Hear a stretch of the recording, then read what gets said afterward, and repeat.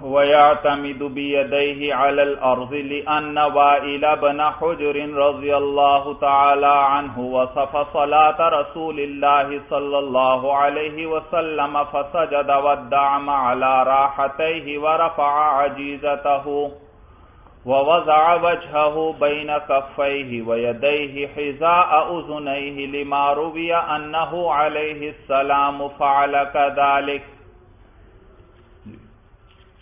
تو گزشتہ سبق میں نماز کا طریقہ بیان ہو رہا تھا اور صاحب ہدایہ نے بتلایا تھا کہ جب رکوع سے انسان سیدھا کھڑا ہو جائے تو پھر تکبیر کہے گا اور سجدے میں چلا جائے گا، سجدہ کرے گا. بھائی اب اس کی تفصیل بیان کر رہے ہیں کہ سجدے میں جائے گا تو کس طرح جائے گا کہ وَيَعْتَمِدُ بِيَدَيْهِ عَلَى الْأَرْضِ، اور رکھے گا اپنے دونوں ہاتھوں کو زمین پر.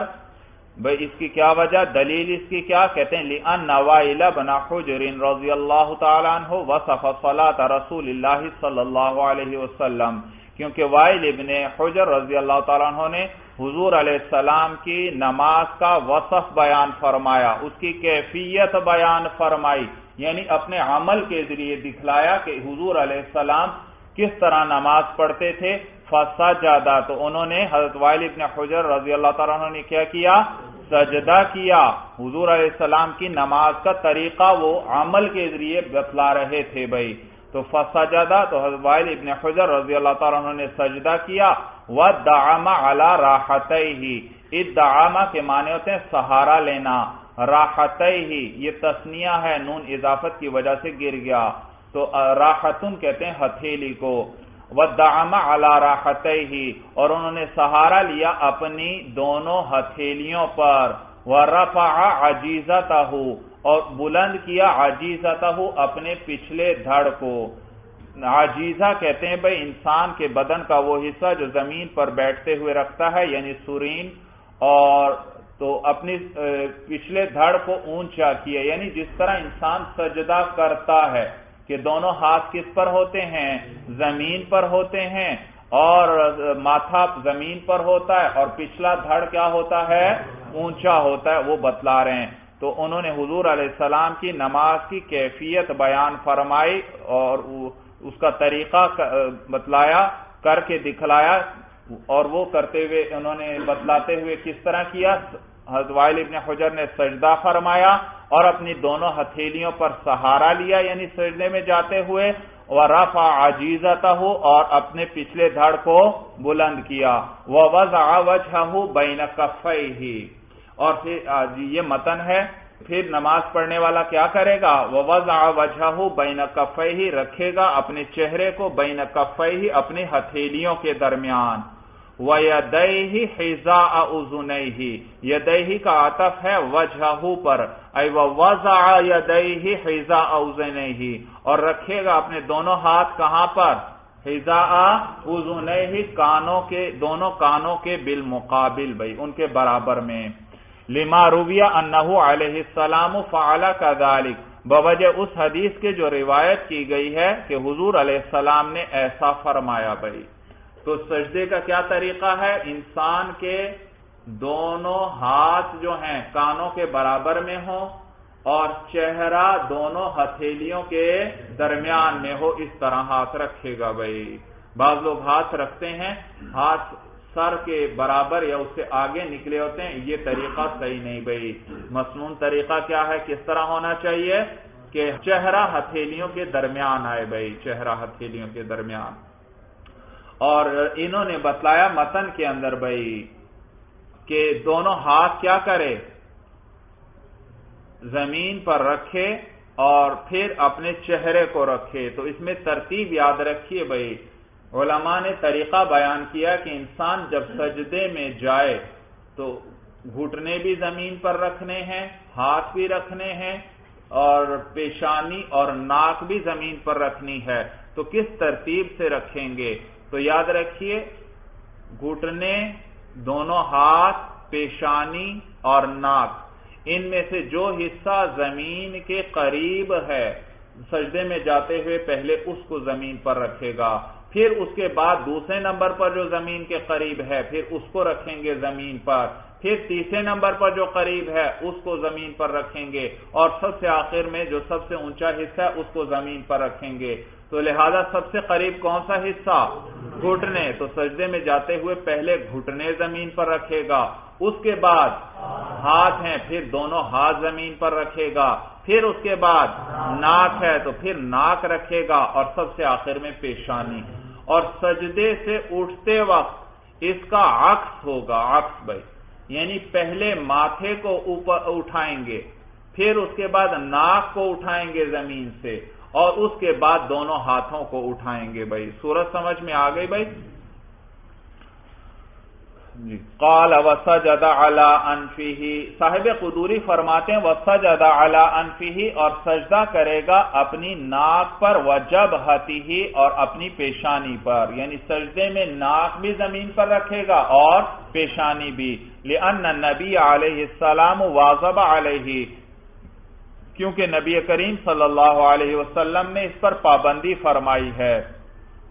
فَإِنِ اقْتَصَرَ عَلَىٰ أَحَدِهِمَا جَازَ عِنْدَ أَبِي حَنِیفَةَ رحمہ اللہ، اگر نماز پڑھنے والے نے اکتفا کر لیا ان دونوں میں سے کسی ایک پر، یعنی سجدے میں صرف پیشانی زمین پر رکھی، ناک رکھی نہیں، یا صرف ناک رکھی زمین پر، پیشانی زمین پر نہیں رکھی، صرف ایک پر اکتفا کر لیا، جاز عند ابی حنیفہ رحمہ اللہ، تو یہ جائز ہے امام صاحب کے نزدیک، یعنی اس کی نماز ہو جائے گی، اس کا سجدہ ہو جائے گا، اور سجدہ تو فرض تھا تو نماز بھی ہو جائے گی۔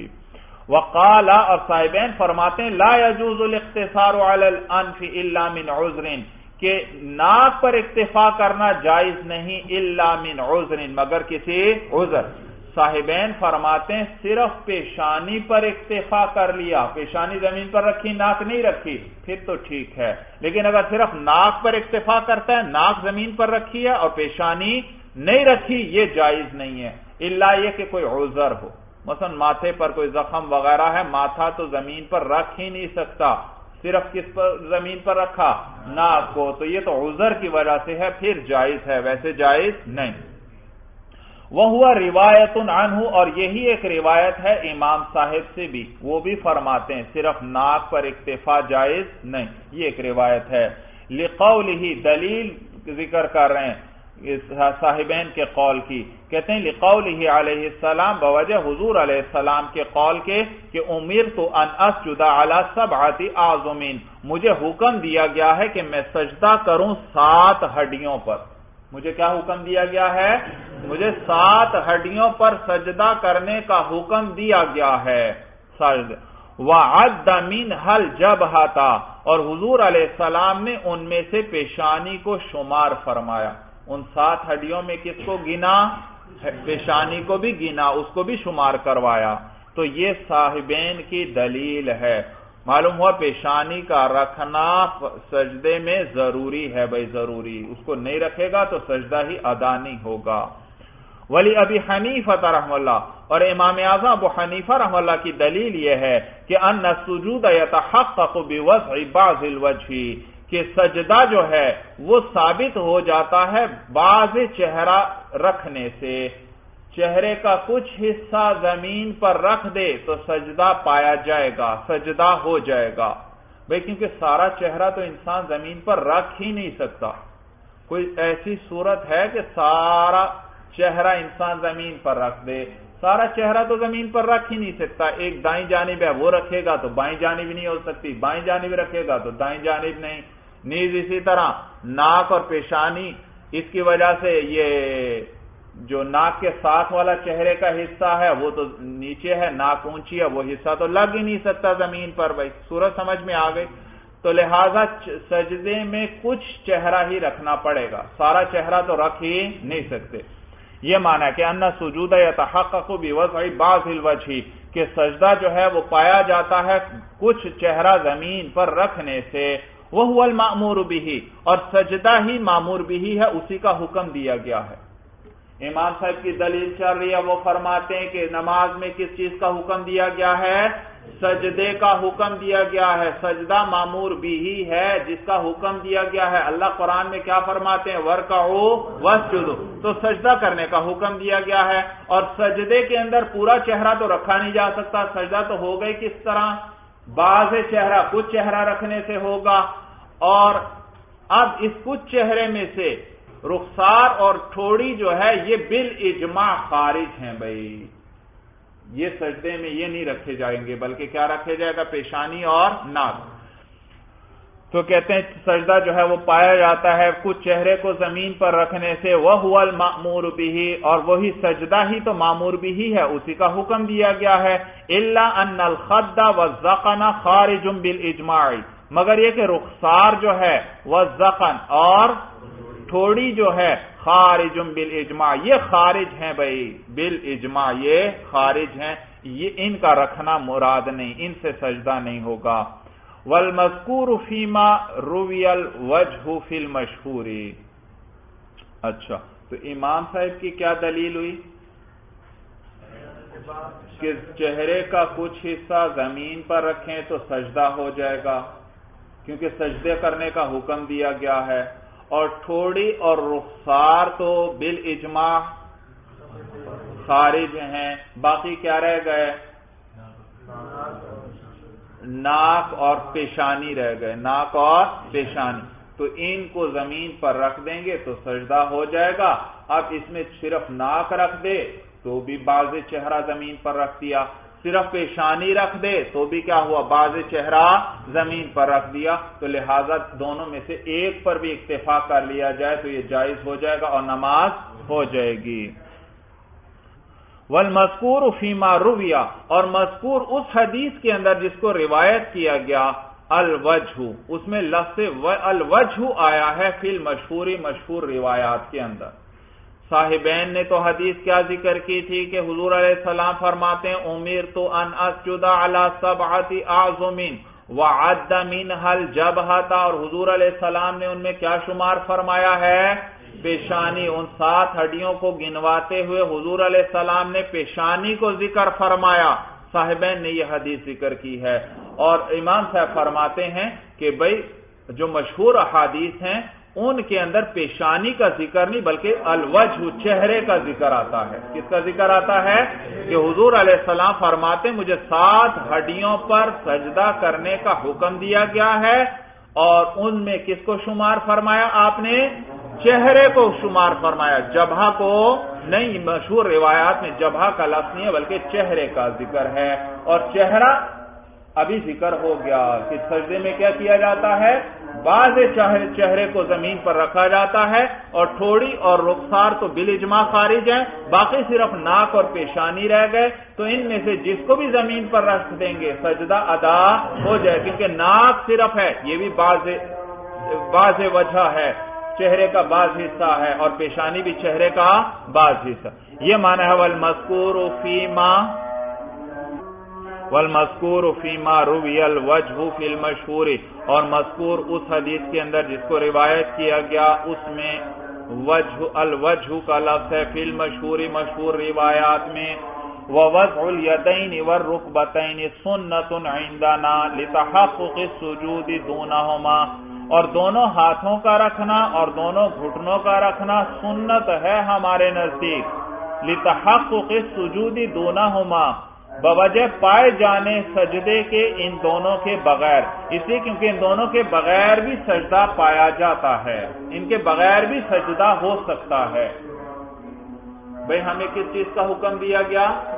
سجدہ کرنے کا حکم دیا گیا، اور سجدہ کس چیز کا نام ہے؟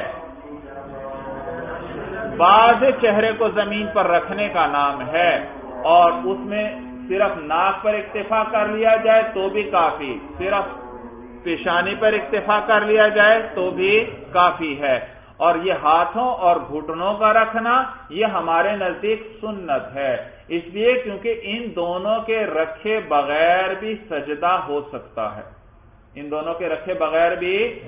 بھئی کس طرح؟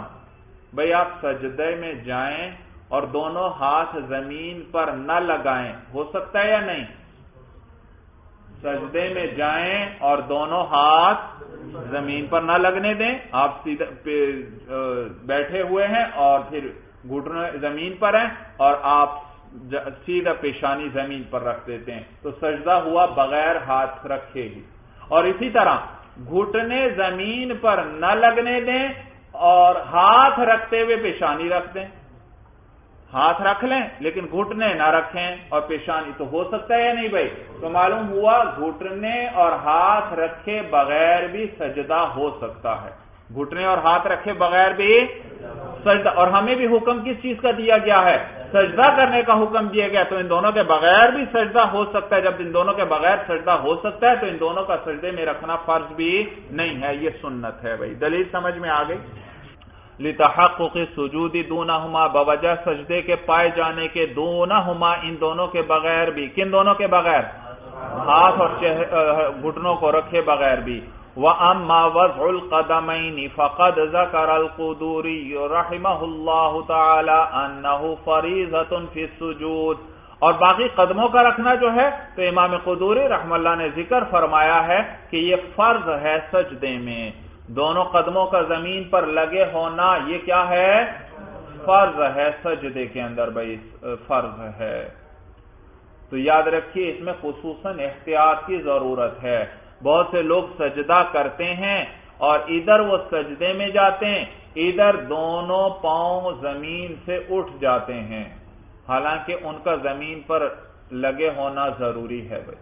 پاؤں کی انگلیاں کیا ہوں؟ زمین پر لگیں. تو اگر پورے سجدے کے اندر ہی دونوں پاؤں زمین سے اٹھے رہے تو اس کا سجدہ ہی نہ ہوا، کیونکہ یہ فرض ہے سجدے میں. اور جب سجدہ ہی نہ ہوا تو نماز بھی نہ ہوئی، کیونکہ سجدہ تو فرض تھا. ہاں، اور اگر پورے سجدے میں ایک لمحے کے لیے بھی پاؤں زمین پر لگ گئے تو پھر سجدہ پایا گیا، اور جب سجدہ پایا گیا تو فرض ادا ہو گیا. فرض ادا ہو گیا تو نماز ہو جائے گی. سورج سمجھ میں آ گئی.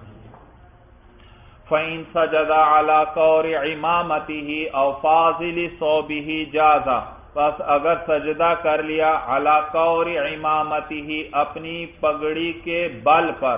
قور عمامہ بھائی پگڑی کا بل، یہ جو پگڑی سر پر لپیٹتے ہوئے یہ جو ایک چکر دیا جاتا ہے اس کو کہتے ہیں قور بھائی، یعنی ایک بل ہے جو ایک پیچ ہے پگڑی کا.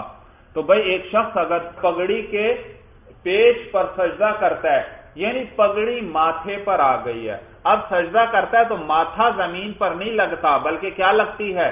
پگڑی زمین پر لگ رہی ہے. تو کیا اس سے سجدہ ہو جائے گا؟ تو بتلایا ہاں بھائی اس سے بھی سجدہ ہو جائے گا. فَإِن سَجَدَ عَلَى قَوْرِ عِمَامَتِهِ، پس اگر سجدہ کیا اپنی پگڑی کے بل پر، او فاضل ثوبه، یا اپنے زائد کپڑے پر، جازا، تو یہ بھی جائز. بھئی زائد کپڑے پر کوئی مثلا چادر وغیرہ ہے اور سجدہ کرتے ہوئے وہ پیشانی کے سامنے آ گئی تو سجدہ اسی کپڑے پر ہو گیا جو اس نے پہنا ہوا ہے. چادر اوڑی ہوئی ہے، چادر ہے یا کوئی کپڑا ہے وہ اس نے، یا رومال ہے، تو وہ سجدہ کس پر ہوا؟ اسی کپڑے پر ہو گیا جس کو اس نے اوڑا ہوا ہے، پہنا ہوا ہے. تو کیا ایسا جائز ہے؟ اس سے سجدہ ہو جائے گا. صاحب قدوری کیا فرما رہے ہیں؟ جائز ہے بھائی، ہو جائے گا.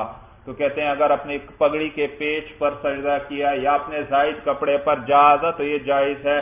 لأن النبی علیہ السلام کان یسجد علی قور عمامتہ، اس لیے کیونکہ نبی کریم صلی اللہ علیہ وسلم وہ سجدہ کرتے تھے، سجدہ فرماتے تھے علی قور عمامتہ، اپنی پگڑی کے پیچ پر، اپنی پگڑی کے بل پر.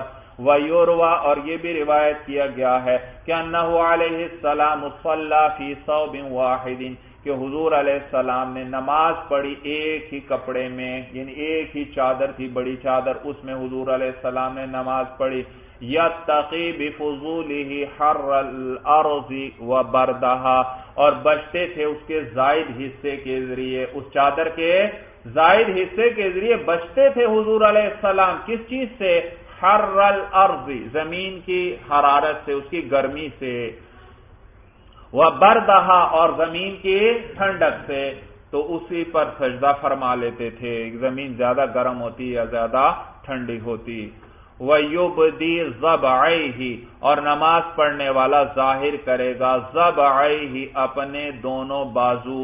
ضبعن کہتے ہیں بازو کو، بھائی بازو، یہ بازو کا جو کندھے سے لے کر کوہنی تک حصہ ہے، اس کو کیا کہتے ہیں؟ ضبع۔ وَيُبْدِي ضَبْعَيْهِ، اور نماز پڑھنے والا کیا کرے گا؟ اپنے دونوں بازو ظاہر کرے گا، یعنی ان کو کھلا رکھے گا، بدن سے دور رکھے گا، کھلا رکھے گا۔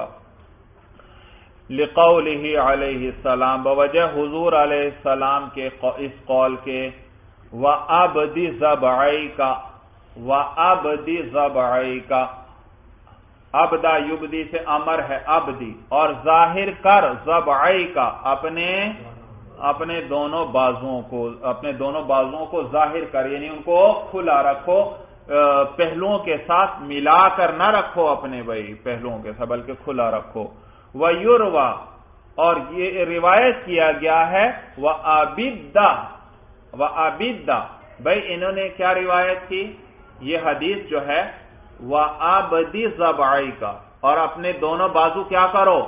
ظاہر کرو اپنے دونوں۔ اسی میں ابدی کے بجائے بعض علماء نے کیا روایت کیا ہے؟ ابد من الابداد، یہ کس سے ہے؟ ابداد سے۔ پہلا تو ابدی وہ تو تھا ابدا یبدی ابداء سے، اور ابدا ہو تو یہ ابد یبد ابدادن سے ہے بھائی۔ تو بعض ویروى ابد من الابداد، اور ابدا بھی روایت کیا گیا ہے جو ابداد مصدر سے ہے، وہ المد، اور وہ کسے کہتے ہیں؟ مد، لمبا کرنا۔ مد کا کیا معنی؟ تو ابداد کا معنی ہے لمبا کرنا۔ تو اس صورت میں کیا معنی ہوگا حدیث کا؟ وَأَبِدَّ ضَبْعَيْكَ، اور اپنے بازو لمبے کرو، اپنے بازو لمبے کرو، مراد وہی ہے ظاہر کرو، یعنی اپنے بدن سے جدا کرو ان کو بھائی۔ وَالْأَوَّلُ مِنَ الْإِبْدَاءِ، اور اول جو لفظ آیا جو ہم نے ذکر کیا وہ کیا کس سے تھا؟ ابداء سے تھا۔ وَهُوَ الْإِظْهَارُ، اور ابداء کا کسے کہتے ہیں؟ اظہار، ظاہر کرنے کو کہتے ہیں۔ تو یاد رکھیے یہ مرد کے سجدہ کرنے کا طریقہ بیان ہو رہا ہے۔ وہ کیا کرے گا؟ اپنے بازو جو ہے اپنے پہلوؤں سے جدا رکھے گا، خوب کھول کر بھائی، خوب کھول کر۔ وَيُجَافِي بَطْنَهُ عَنْ فَخِذَيْهِ، اور جدا کرے اپنے پیٹ کو عن فخذیہ، اپنی رانوں سے۔ پیٹ کو بھی کیا کرے انسان؟ رانوں سے جدا رکھے۔ لِأَنَّهُ عَلَيْهِ السَّلَامُ كَانَ إِذَا سَجَدَ جَافَا حَتَّى أَنَّ بَهْمَةً لَوْ أَرَادَتْ أَن تَمُرَّ بَيْنَ يَدَيْهِ لَمَرَّتْ، کیونکہ حضور علیہ السلام جب سجدہ فرماتے تھے جافا تو کیا کرتے تھے؟ دور کرتے تھے، یعنی اپنے پیٹ کو اپنی رانوں سے۔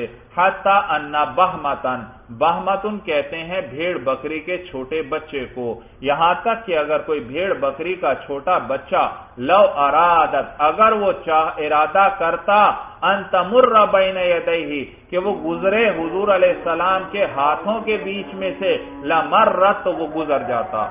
اگر کوئی چھوٹا بھیڑ بکری کا بچہ حضور علیہ السلام کے ہاتھوں کے بیچ میں سے گزرنا چاہتا تو گزر جاتا، یعنی اتنا حضور علیہ السلام بدن کو کھول کر رکھتے تھے۔ اور مراد کیا ہے؟ یہ حدیث میں آیا کہ اگر وہ ارادہ کرتا حضور علیہ السلام کے ہاتھوں کے بیچ میں سے گزر جانے کا، مراد ہے پیٹ کے نیچے سے نکلنے کا۔ کیا مراد ہے؟ پیٹ، یعنی حضور علیہ السلام اس طرح ہاتھوں کو کھول کر رکھتے اور اتنا پیٹ کو رانوں سے جدا رکھتے، بدن کو اتنا کھلا رکھتے سجدے کے اندر کہ اگر آپ کے پیٹ کے نیچے سے کوئی بکری کا چھوٹا بچہ گزرنا چاہتا تو وہ بھی گزر جاتا، اتنا بدن کو کھول کر رکھتے تھے۔ معنی سمجھ میں آیا بھائی؟ یہ معنی ہے کہ اگر کوئی بھیڑ بکری کا بچہ ارادہ کرتا کہ وہ حضور علیہ السلام کے ہاتھوں کے بیچ میں سے گزرے تو وہ گزر جاتا۔ وقیل، اور کہا گیا ہے اذا کان فی صف لا یجافی کی لا یؤذی جارہ، اور کہا گیا ہے کہ جب صف کے اندر ہو انسان، جماعت کے اندر صف کے اندر کھڑا ہو اور نمازی بھی ساتھ کھڑے ہیں تو لا یجافی، اس وقت اس طرح نہ کرے بھائی، دور نہ کرے، ہاتھوں وغیرہ کو اس طرح دور نہ کرے، کہ لا یؤذی جارہ، تاکہ کہیں اپنے ساتھ والے کو تکلیف نہ دے، کیونکہ جماعت کے اندر صف میں تو سارے ساتھ ساتھ نماز پڑھ رہے ہوتے ہیں، تو اب اگر اس طرح اپنے بدن کو کھولے گا، بازوؤں کو جسم سے علیحدہ کرے گا تو ساتھ والے کو تکلیف ہوگی، اور دوسروں کو تکلیف دینے سے تو منع کیا گیا ہے بھائی جی۔ اور یاد رکھیے بھائی، جب سجدہ کرتے ہیں سجدہ تو کوہنیوں کو زمین سے اونچا رکھنا ہے۔ بعض لوگ سجدہ کرتے ہوئے کوہنی سے ہتھیلی تک جو بازو کا حصہ ہے اس کو زمین پر بچھا دیتے ہیں۔ یہ یاد رکھیے، یہ عورتوں کی نماز کا طریقہ ہے۔ مردوں کے لیے ہاتھوں کو، بدن کو کھلا رکھنا ضروری ہے، اونچا رکھے ہاں کوہنیوں کو زمین سے۔ اگر مرد اس طرح کرتا ہے تو یہ اس کے لیے مکروہ تحریمی ہے۔ کوہنیوں تک کے حصے کو زمین پر بچھانا کیا ہے؟ مکروہ تحریمی ہے بھائی۔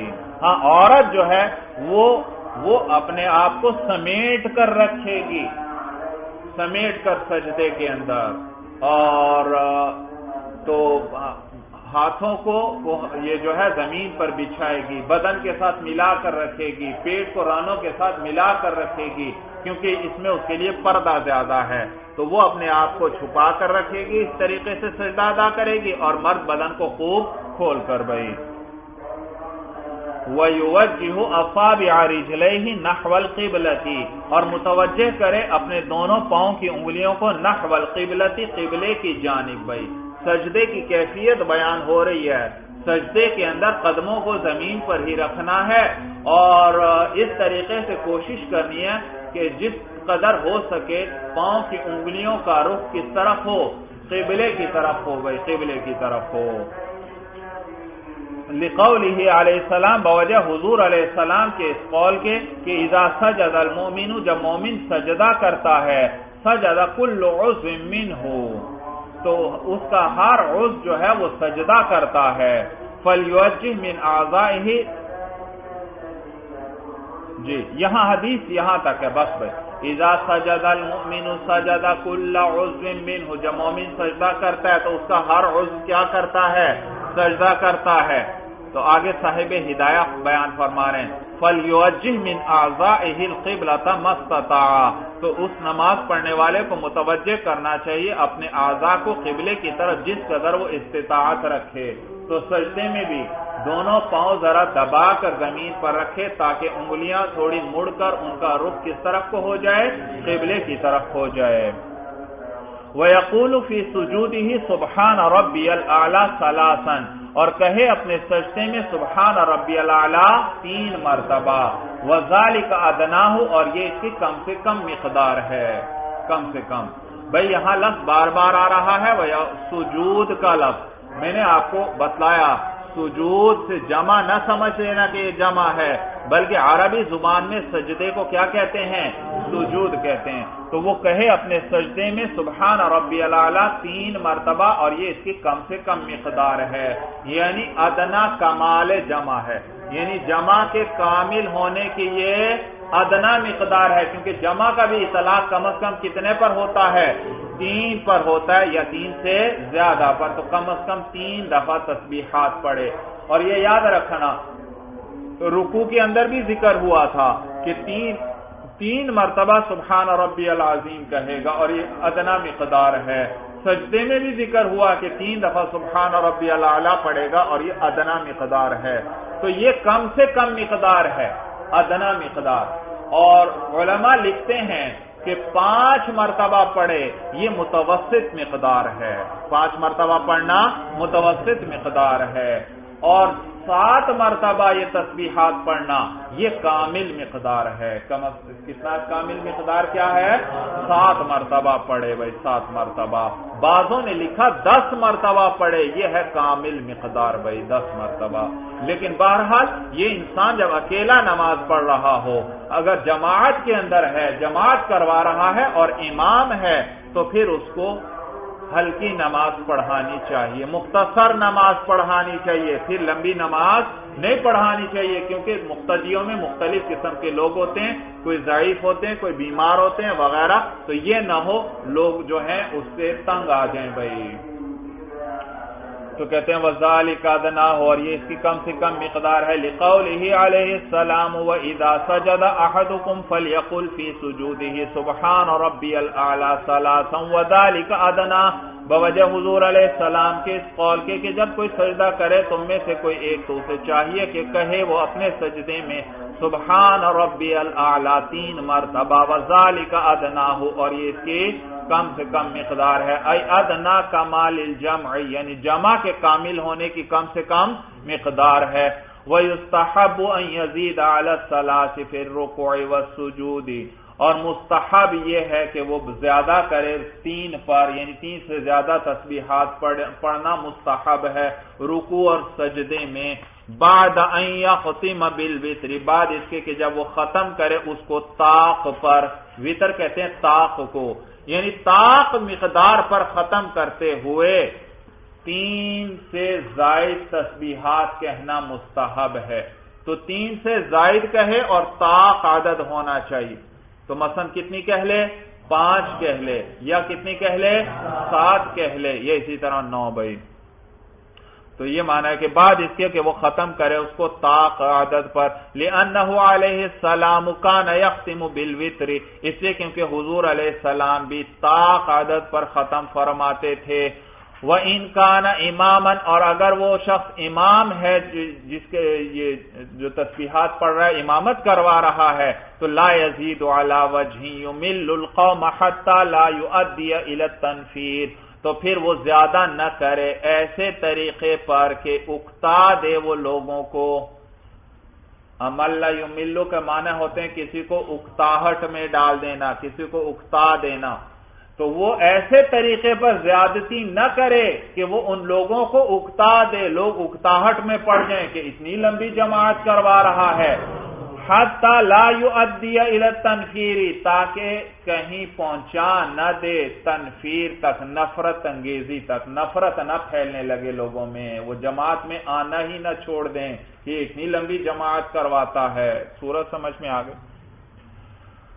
تو یہ معنی ہے حتی لا یؤدی الی التنفیر، تاکہ کہیں یہ تنفیر تک یعنی نفرت تک نہ پہنچا دے۔ ثم تسبیحات الرکوع والسجود سنت، پھر یہ رکوع اور سجدے کی تسبیحات جو ہیں وہ سنت ہیں۔ یاد رکھیے یہ تسبیحات رکوع اور سجدے میں جو ہیں سنت ہیں، لہذا ایک شخص ایک بھی تسبیح نہیں پڑھتا، رکوع اور سجدہ کرتا ہے، تسبیح ایک بھی نہیں پڑھتا تو بھی اس کی نماز ہو جائے گی، اگرچہ اس نے برا عمل کیا، سنت کو چھوڑ دیا، لیکن بہرحال یہ واجب یا فرض نہیں، تو نماز یعنی اس کی ہو جائے گی بھائی۔ کہتے ہیں یہ سنت ہیں، لأن النص تناولهما دون تسبیحاتهما، اس لیے کیونکہ نص جو ہے وہ ان دونوں کو تو شامل ہے، نہ کہ ان دونوں کی تسبیحات کو۔ نص کے اندر رکوع اور سجدے کا ذکر تو آیا ہے، تسبیحات کو وہ شامل نہیں۔ قرآن میں اللہ کیا فرماتے ہیں؟ وَارْكَعُوا وَاسْجُدُوا، رکوع اور سجدہ کرنے کا حکم ہے، تو رکوع اور سجدے کو تو نص شامل ہوئی، اس کا حکم ہے، تسبیحات کا ذکر اس میں نہیں، لہذا اس لیے وہ فرض نہیں، وہ سنت ہیں۔ فَلَا يُزَادُ عَلَى النَّصِ، تو نص پر زیادتی نہیں کی جائے گی، یعنی ان کو فرض قرار نہیں دیا جائے گا۔ وَالْمَرْأَةُ تَنْخَفِضُ فِي سُجُودِهَا، دیکھیے میں نے کہا تھا یہ مرد کے سجدے کی تفصیل بیان ہو رہی ہے کہ بدن کو کھول کر رکھے گا، عورت کا حکم وہ خود بیان کر رہے ہیں، کہتے ہیں وَالْمَرْأَةُ تَنْخَفِضُ فِي سُجُودِهَا، اور عورت اپنے آپ کو پست رکھے گی یعنی جھکا کر رکھے گی، فی سجودها اپنے سجدے میں، وَتَلْزَقُ بَطْنَهَا بِفَخِذَيْهَا، اور ملائے گی اپنے پیٹ کو اپنی رانوں کے ساتھ، لِأَنَّ ذَلِكَ استر لہا، اسی کیونکہ یہ اس میں اس کے لیے زیادہ ستر ہے، اس میں زیادہ پردہ ہے اس کا۔ قال ثم يرفع رأسه ويكبر لما روینا، پھر نماز پڑھنے والا وہ اٹھائے گا اپنے سر کو اور تکبیر کہے گا، لما روینا، اس حدیث کی وجہ سے جو ہم نے روایت کی، اپنے سر کو اٹھائے گا اور تکبیر کہے گا، تکبیر کیوں کہے گا؟ کیا وجہ؟ کہتے ہیں اس حدیث کی وجہ سے جو ہم نے روایت کی، اور وہ کیا کہ حضور علیہ السلام ہر اٹھتے اور جھکتے وقت تکبیر کہتے تھے بھائی۔ فَإِذَا اطْمَأَنَّ جَالِسًا كَبَّرَ وَسَجَدَ، پھر جب اطمینان سے بیٹھ جائے تو تکبیر کہے اور سجدہ کرے، یعنی دوسرا سجدہ کرے بھائی۔ لِقَوْلِهِ علیہ السلام فی حدیث الاعرابی، بوجہ حضور علیہ السلام کے اس قول کے جو کس میں آیا؟ حدیث اعرابی کے دیہاتی کی والی حدیث میں آیا ہے کہ حضور علیہ السلام نے کیا فرمایا؟ ثم ارفع رأسك حتى تستوي جالسا، پھر اٹھا اپنے سر کو، حتى تستوي جالسا، یہاں تک کہ تو سیدھا بیٹھ جائے، پھر اپنے سر کو سجدے سے اٹھا یہاں تک کہ سیدھا بیٹھ جائے۔ وَلَوْ لَمْ يَسْتَوِي جَالِسًا وَكَبَّرَ وَسَجَدَ أُخْرَى أَجْزَأَهُ عِنْدَ أَبِي حَنِيفَةَ وَمُحَمَّدٍ رَحِمَهُمَ اللَّهُ تَعَالَى، اور اگر وہ سیدھا نہ ہوا، سیدھا نہ بیٹھا، وَلَوْ لَمْ يَسْتَوِي جَالِسًا، اور اگر وہ نماز پڑھنے والا سیدھا نہ بیٹھا، وَكَبَّرَ وَسَجَدَ أُخْرَى، اور تکبیر کہی اور دوسرا سجدہ کر لیا، یعنی پہلے سجدے سے اٹھ کر سیدھا نہیں بیٹھا، تھوڑا سا اوپر اٹھا اور پھر دوسرے تکبیر کہہ کے دوسرے سجدے میں چلا گیا، تو اجزأہ عند ابی حنیفہ و محمد رحمہ اللہ، طرفین رحمہ اللہ کے نزدیک یہ کافی ہے۔ وقد ذکرناہ، اور تحقیق ہم اس کو ذکر کر چکے، اس کو ہم کیا کر چکے بھائی؟ کہاں ذکر کیا تھا بھائی؟ جہاں کل طمانینت کا ذکر آیا تھا۔ طمانینت یعنی ارکان کو اطمینان کے ساتھ ادا کرنا، یاد رکھیے اس کو تعدیل ارکان بھی کہتے ہیں۔ کیا کہتے ہیں؟ تعدیل ارکان، یعنی ارکان کو، رکوع سجدے وغیرہ کو، جلسے کو اطمینان سے ادا کرنا، یہ کیا ہے؟ تعدیل ارکان۔ تو صاحب ہدایہ فرما رہے ہیں ہم اس کو ذکر کر چکے ہیں، جہاں تعدیل ارکان کا ذکر آیا تھا وہاں ہم نے بتلایا تھا بھائی کہ تعدیل ارکان ہمارے نزدیک فرض نہیں ہے بھائی، فرض نہیں ہے۔ تو لہٰذا یہاں بھی اگرچہ اس نے جلسہ کیا ہے اور پوری طرح بیٹھا ہی نہیں، پھر فوراً دوسرے سجدے میں چلا گیا، تو دیکھو یہاں طمانینت نہیں پائی گئی، اطمینان کے ساتھ دو سجدوں کے درمیان وہ بیٹھا نہیں، تعدیل ارکان نہیں، لیکن پھر بھی یہ اس کافی ہو جائے گا۔ بحث پیچھے گزر چکی۔ وَتَكَلَّمُوا فِي مِقْدَارِ الرَّفْعِ، اور علماء نے کلام کیا ہے، فقہاء نے، فی مقدار الرفع، سر اٹھانے کی مقدار میں، کہ کتنا سر اٹھا لے گا سجدے سے اور پھر دوسرے میں چلا جائے تو دوسرا سجدہ ہو جائے گا۔ دوسرا سجدہ یعنی کتنا پہلے سجدے سے کتنا اٹھنا ضروری ہے، پھر دوسرا سجدہ ہوگا۔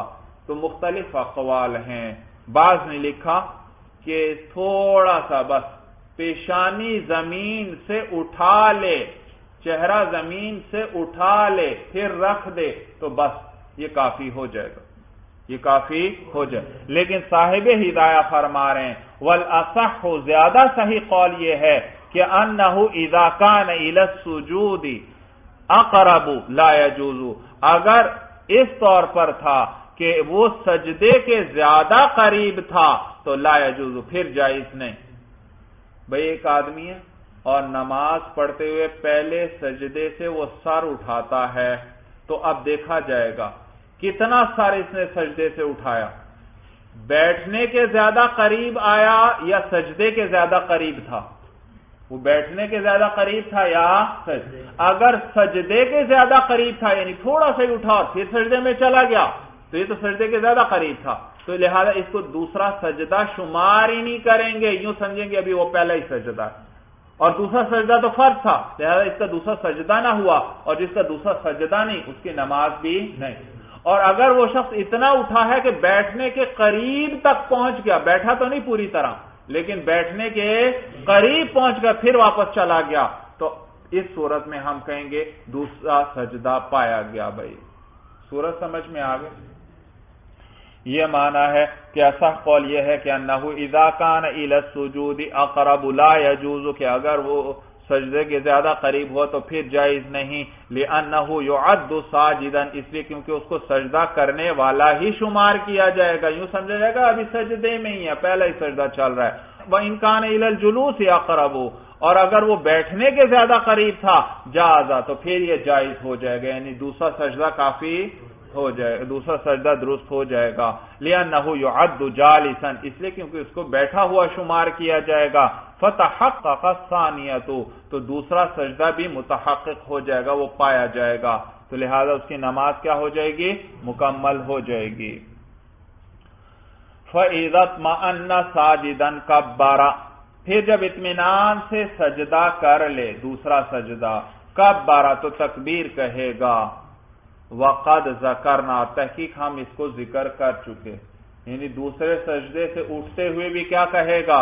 تکبیر کہے گا، اور ہم اس کو ذکر کر چکے کہ حضور علیہ السلام ہر اٹھتے اور جھکتے وقت تکبیر کہتے تھے، تو تکبیر کہے گا، وَاسْتَوَى قَائِمًا عَلَى صُدُورِ قَدَمَيْهِ، اور سیدھا کھڑا ہو جائے گا، عَلَى صُدُورِ قَدَمَيْهِ، اپنے پاؤں کے اگلے حصے پر، یعنی جو پاؤں کا پنجہ ہے اس پر اٹھتے ہوئے سیدھا کھڑا ہو جائے گا۔ سورج سمجھ میں آ رہی ہے بھائی؟ یہ معنی ہے وَاسْتَوَى قَائِمًا عَلَى صُدُورِ قَدَمَيْهِ، اور سیدھا کھڑا ہو جائے گا پاؤں کے اگلے حصے پر، یعنی پنجوں کے بل، وَلَا يَقْعُدُ، اور بیٹھے گا نہیں، وَلَا يَعْتَمِدُ بِيَدَيْهِ عَلَى الْأَرْضِ، اور نہ رکھے گا اپنے دونوں ہاتھ زمین پر، دونوں ہاتھ زمین پر بھی نہیں رکھے گا، سجدے سے جب اٹھ رہے ہیں، دوسرا سجدہ کر لیا، اب دوسری رکعت کے لیے کھڑے ہو رہے ہیں، تو اٹھتے ہوئے سیدھا اٹھنا ہے، اب جلسہ نہیں کرنا، اب بیٹھنا نہیں، جبکہ آگے ذکر آئے گا امام شافعی رحمہ اللہ فرماتے ہیں کہ نہیں، دوسرے سجدے سے اٹھ کر سیدھا کھڑا نہیں ہوگا، بلکہ سجدے سے سر اٹھا کر پہلے بیٹھ جائے، تھوڑا سا بیٹھ جائے اور پھر کھڑا ہو جائے، سمجھ میں آئے گا؟ پھر کھڑا ہو جائے، اور نیز کھڑا ہوتے ہوئے ہاتھ زمین پر نہیں رکھیں گے، مسنون طریقہ کیا ہے کہ ہاتھ زمین پر، یعنی ہاتھوں کا سہارا لیتے ہوئے، زمین پر سہارا لیتے ہوئے نہیں کھڑے ہونا، بلکہ گھٹنوں پر سہارا لیتے ہوئے کھڑا ہوگا، سجدے سے دونوں ہاتھ اٹھا لیے، اب کھڑے ہونا ہے تو گھٹنوں کو پر سہارا لیتے ہوئے گھٹنوں پر ہاتھ رکھ کر انسان کیا کرے؟ کھڑا ہو جائے۔ یہ معنی ہے وَلَا يَعْتَمِدُ بِيَدَيْهِ عَلَى الْأَرْضِ، اور نہ رکھے اپنے دونوں ہاتھ زمین پر۔ وقال الشافعی رحمہ اللہ تعالی یجلس جلسة خفیفة، اور امام شافعی رحمہ اللہ فرماتے ہیں کہ بیٹھ جائے جلسة خفیفة، تھوڑا سا، یعنی سیدھا نہ کھڑا ہو، تھوڑا سا جلسہ کر لے۔ ثم ينهض معتمدا على الارض، پھر وہ فرماتے ہیں کہ اٹھے وہ معتمدا علی الارض، زمین پر ہاتھ رکھتے ہوئے، زمین پر سہارا لیتے ہوئے، یعنی دونوں چیزوں میں امام شافعی رحمہ اللہ اختلاف فرماتے ہیں۔ وہ فرماتے ہیں اٹھتے ہوئے ہاتھ کس پر رکھنے ہیں؟ زمین پر رکھنے ہیں، اس کا سہارا لیتے ہوئے کھڑے ہونا ہے۔ ہم کیا کہتے ہیں کس پر ہاتھ رکھیں گے؟ گھٹنوں پر ہاتھ رکھیں گے۔ نیز وہ فرماتے ہیں کہ خفیف سا جلسہ بھی کیا جائے گا کھڑے ہونے سے پہلے، ہم کہتے ہیں جلسہ بھی نہیں کیا جائے گا۔ دلیل ان کی کہتے ہیں لِأَنَّ النَّبِيَّ عَلَيْهِ السَّلَامُ فَعَلَ ذَلِكَ، کیونکہ حضور صلی اللہ علیہ وسلم نے ایسا کیا ہے۔ وَلَنَا، اور ہماری دلیل جو ہے حدیث ابی ہریرہ رضی اللہ تعالی عنہ ان النبی علیہ السلام کان ينهض فی الصلاة علی صدور قدمیہ، کہ حضور حضرت ابو ہریرہ رضی اللہ تعالیٰ کی حدیث ہے، وہ فرماتے ہیں کہ حضور علیہ السلام وہ اٹھتے تھے نماز میں علی صدور قدمیہ، کس پر؟ اپنے پاؤں کے اگلے حصے پر، یعنی پنجوں پر۔ بھائی کس پر؟ پنجوں پر۔ وما رواہ محمول علی حالت الکبر، اور وہ حدیث جس کو روایت کیا انہوں نے وہ محمول ہے بڑھاپے کی حالت پر، یعنی ہم کہتے ہیں کہ حضور علیہ السلام کا عام معمول جو تھا وہ اسی طرح تھا کہ وہ اپنے پنجوں کے بل کھڑے ہوتے تھے اور ہاتھ بھی زمین پر نہیں رکھتے تھے اور جلسہ بھی نہیں کرتے تھے، اور جو روایت میں آیا ہے بعض روایتوں میں تو وہ بڑھاپے پر محمول ہے کہ جب حضور علیہ السلام کی جب عمر زیادہ ہو گئی اور بدن کچھ بوجھل ہو گیا، وزنی ہو گیا، تو اب آپ کے لیے ویسے کھڑا ہونا مشکل ہوتا، تو آپ کس کا سہارا لیتے؟ ہاتھ کہاں رکھتے تھے؟ زمین پر رکھتے تھے، اور سجدے سے فوراً سیدھے نہیں کھڑے ہوتے تھے، بلکہ دوسرے سجدے سے اٹھ کر تھوڑا سا جلسہ، خفیف سا جلسہ کرتے بیٹھتے اور پھر کھڑے ہو جاتے تھے۔ یہ معنی ہے وما رواہ محمول علی حالت الکبر، اور وہ حدیث جس کو انہوں نے امام شافعی رحمہ اللہ نے روایت کیا وہ محمول ہے بڑھاپے کی حالت پر۔ وَلِأَنَّ دوسری عقلی دلیل کہ بیٹھیں گے نہیں، سیدھا کھڑے ہوں گے، کہتے ہیں اس لیے وَلِأَنَّ هَذِهِ قَعْدَةُ اسْتِرَاحَةٍ، اس لیے کیونکہ یہ استراحت کا بیٹھنا ہے، استراحت آرام کے لیے بیٹھنا ہے۔ کس لیے؟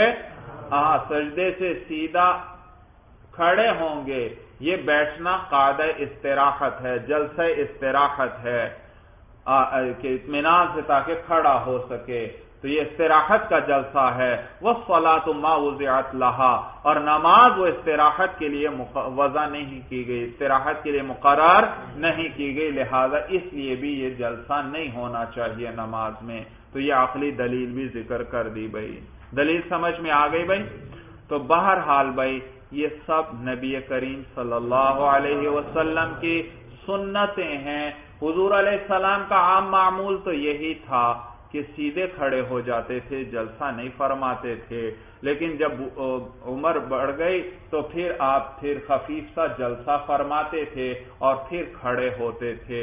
لیکن چونکہ یہ عمل تھا سرور کونین صلی اللہ علیہ وسلم کا، اللہ نے آپ کے ایک ایک عمل کی بھی حفاظت فرما لی قیامت تک کے لیے، چنانچہ کچھ لوگوں وہ جو ہیں وہ آپ کے ایک عمل کو اپنائے ہوئے ہیں، تو کچھ آپ کی دوسری سنت کو اپنائے ہوئے ہیں، تو یہ سب کیا ہے؟ جنت کی طرف جانے والے راستے ہیں بھائی، یہ سب حضور علیہ السلام کی سنتیں ہیں بھائی، سمجھ میں آیا؟ یہ ہیں فقہاء کرام دے، اللہ تعالیٰ کی کروڑہا رحمتیں نازل ہو ان فقہاء کرام پر بھائی، کس طرح ایک ایک سنت کو انہوں نے محفوظ کر لیا، اور آج 1400 سال سے زیادہ کا عرصہ گزر چکا ہے اور دین بعین ہی اسی شکل میں موجود ہے جس طرح سرور کونین صلی اللہ علیہ وسلم پر نازل ہوا تھا، اور 1400 سال سے زیادہ گزر گئے، کوئی معمولی مدت نہیں ہے۔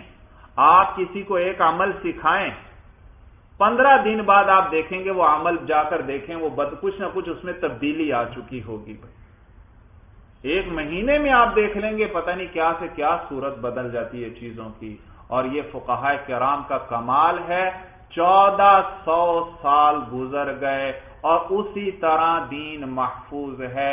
یہ سب فقہاء، علماء، محدثین ان سب کی محنتیں ہیں۔ اور اس میں بھی پھر یاد رکھو احناف پر اعتراض کیا جاتا ہے کہ فلاں حدیث میں یوں آتا ہے تم یوں کرتے ہو، فلاں حدیث میں یوں آتا ہے تم یوں کرتے ہو۔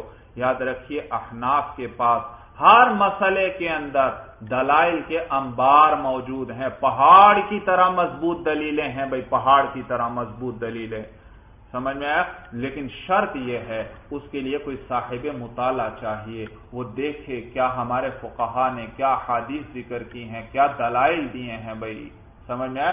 اور میں نے بتایا احناف کی تو کوشش یہ ہوتی ہے کہ سب حدیثوں پر عمل ہو جائے، کوئی ایسی صورت نکلے کہ سب پر کیا ہو جائے عمل، جہاں صورت ہی نہیں ہوتی وہاں مجبوراً چھوڑنا پڑتا ہے، ایک راستے کو اختیار کرنا پڑتا ہے، سمجھ تو ایک راستے کو اختیار کرنا پڑتا ہے اور ایک راستے کو، لیکن ہمارے پاس قرآن سے بھی دلائل، احادیث سے بھی دلائل، اجماع وغیرہ سے بھی دلائل، اور اسی طرح قیاس سے بھی دلائل، تو قیاس وغیرہ کی طرف تو ہم تب جاتے ہیں جب ضرورت بے انتہا ضرورت پڑ جائے، ویسے ہم قیاس کی طرف جاتے ہی نہیں ہیں بھائی۔ تو یہ دین یہاں تک اسی اور پھر یاد رکھیے صحابہ کا واسطہ بڑا ضروری ہے۔ اگر کوئی شخص یہ کہتا ہے حدیث کے اندر یہ آیا ہے، احناف اس طرح کیوں نہیں کرتے؟ بھائی دیکھیے ہمیں صحابہ کو بھی مد نظر رکھنا ہے. حضور علیہ السلام پر 23 سال کے عرصے میں یہ پورا دین اترا ہے، یہ پورا قرآن اترا ہے، احکامات نازل ہوئے ہیں، تو احکام میں تبدیلی آتی رہی ہے. جیسے ابتدا میں شراب حلال تھی اور پھر کیا ہوئی؟ حرام. اب اگر وہ صرف ابتدا والے حکم کو کوئی لے لے تو کوئی اس کو تسلیم کرے گا؟ کوئی بھی اس کو تسلیم نہیں کرے گا کہ یہ تو ابتدا میں حلال تھی، بعد میں کیا کر دی گئی؟ حرام. تو آخری حکم کا اعتبار ہوتا ہے آخر میں کیا کیا گیا بھائی. تو اسی طرح ہم کوشش کرتے ہیں کہ حضور علیہ السلام کے آخری فعل کو لیں، یعنی آخری فعل، اور جو کسی عذر وغیرہ کی وجہ سے نہ ہو بھائی، آخری فعل پر عمل کیا جائے، آخری احکامات پر عمل کیا جائے. اور پھر صحابہ کا واسطہ بڑا ضروری بھائی. صحابہ نے حضور علیہ السلام سے سیکھا تو ان کو بھی پتا تھا یہ احکام بدل رہے ہیں، اب حکم یوں ہوا، اب یوں ہوا. تو اب جو آخری حالت معلوم ہوا حضور علیہ السلام کے انتقال کے بعد جب صحابہ عمل کر رہے ہیں، معلوم ہوا یہ حضور علیہ السلام کا آخری بتلایا ہوا طریقہ ہے، اس پر یہ چل رہے ہیں. پھر خصوصاً خلفائے راشدین بھائی، خصوصاً کون؟ خلفائے راشدین بھائی، وہ ایک عمل کر رہے ہیں.